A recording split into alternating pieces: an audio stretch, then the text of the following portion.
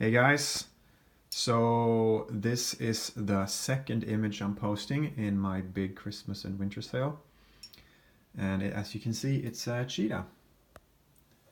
It is done with graphite. Hold on, I'll see if I can go close. It is done with graphite and a tiny bit of acrylic pencil, or pen I should say, acrylic pen. It's those white whiskers. Instead of saving the paper, I added them with the acrylic pen. And the reference photo is this one. There you go. That's the sharpness there. And there was no really specific reason why I chose this one, other than I wanted to do this animal, and it's a very beautiful picture. I mean, I looked at a lot of them, a lot of different ones, and this, just the shape of the head and the angle and him, I don't know, maybe it's a her, I don't know, it looking away like that, it just was a compelling image. And I turned it into black and white like that because it was a little bit easier since I was going to draw in black and white. So I just felt it was easier to turn it black and white, and it would also make it a little bit easier to see the shadows. So that was just a help. That, by the way, is an interesting and good help if you're painting. If you're painting in color, having a copy of your reference in black and white with slightly exaggerated shadows is a help because you can see the shadow shapes better then. That's just a side note, but anyway, it became this one, and this was the first time I tried drawing this way, because I was using the overhand grip, which I had been exercising or training myself to do. And what is the overhand grip? Well, it's something I learned when I was studying at Watts Atelier in 2017 online. And I'm not left-handed, so this might look a little clumsy, but normally we often hold like this when we draw small things or write. We're used to this. A lot of people draw like that too, and that's natural to us because we've been training to hold it this way for years, since we were kids. But it limits.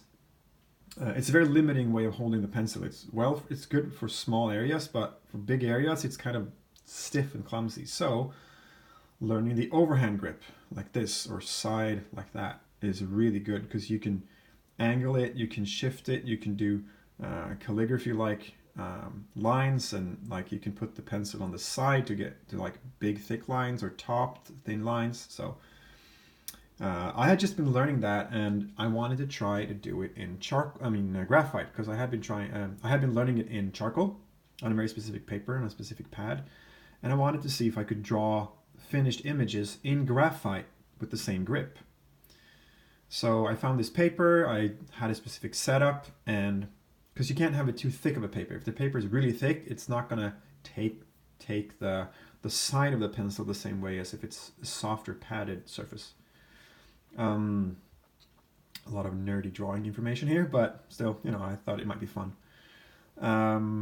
So I got this paper. It's thin enough, but still thick enough to be, hold up and be a good paper.